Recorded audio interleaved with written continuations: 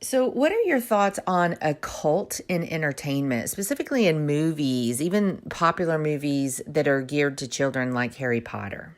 Boy, deliverance is a hot topic today, is it not? It It, is.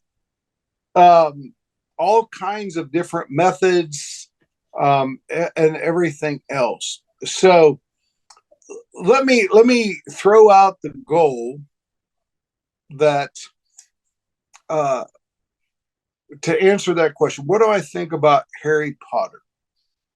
So whatever is good, whatever is noble, whatever is praiseworthy, um, uh, dwell upon these things.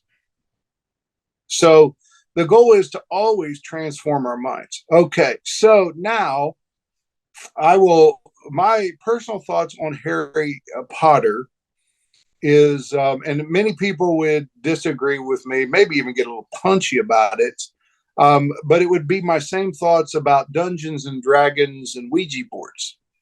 I have cast demons out of uh, several different people, and there are entry points to things. Like here's a fascinating scripture in Deuteronomy.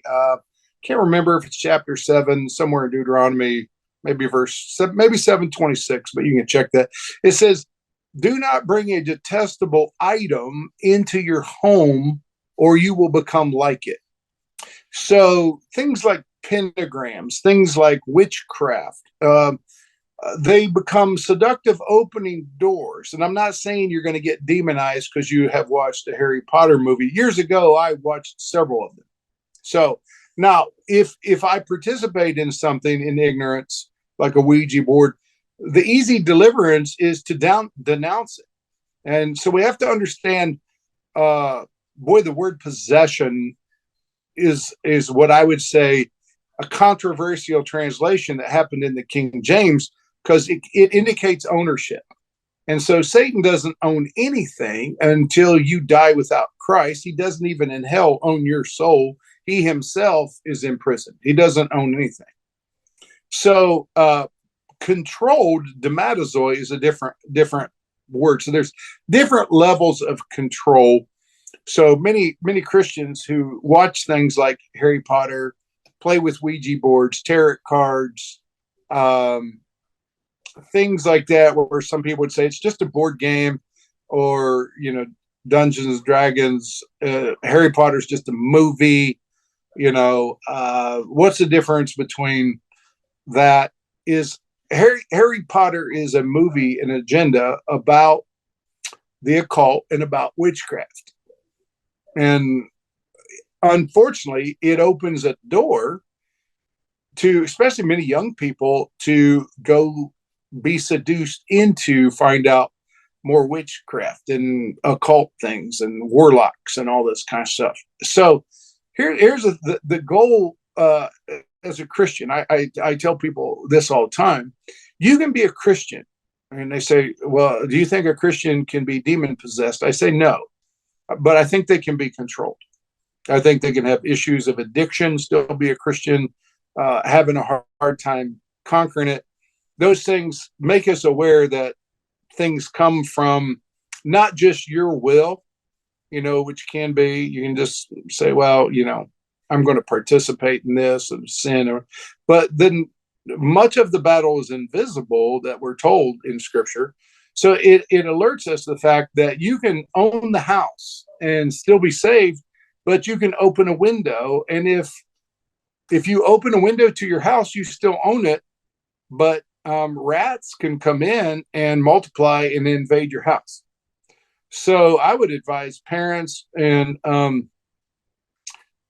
Christians to stay away from it. And I know some people would go, "Oh my gosh, I think that's legalistic." You can think that if you want, but I actually had a call in Toledo, Ohio, from 5 college gals at a local university, a big university here. I won't say which one, but I don't want to give the identity of the girls away or anything like that. But 5 college girls, this wasn't one.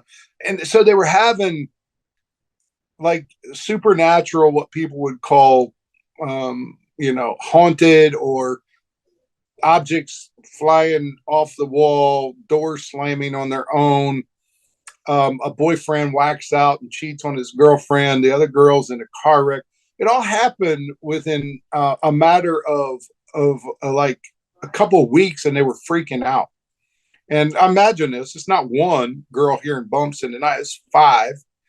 And so, a friend of mine gets a phone call. He asked me to come along, and so we're going to go ghost busting and exorcise the demon. And so I never go in with, here's this.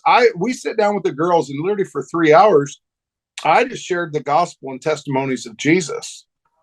And one of them was she was a very brilliant Asian girl in like a physics, chemistry, science. She was very intelligent and somewhat skeptical. And I don't even think she was that familiar with Christianity, but they listened. And then I explained this concept of doorways and open windows. And and how demons work on legal rights. So if you give them a legal right, God was like, well, you participated and you opened the window. I mean, you could have kept the window locked. So I asked him, have you participated in anything? Ouija boards, Dungeons, Dragons, Harry Potter, yada, yada, all that kind of stuff. And this example, I met a whole group of high school kids got together and watched this movie. They watched the movie The Conjuring 2. And I said, oh, okay. There's the doorway. And I said, here's what we're going to do. We're going to denounce that and ask God to forgive us. Even the girl that was agnostic asked God to forgive her. I don't know if she whatever worked. She didn't want the spooky stuff happening. So they all prayed, and I had them denounce it, ask forgiveness, and then we commanded it never to come back again.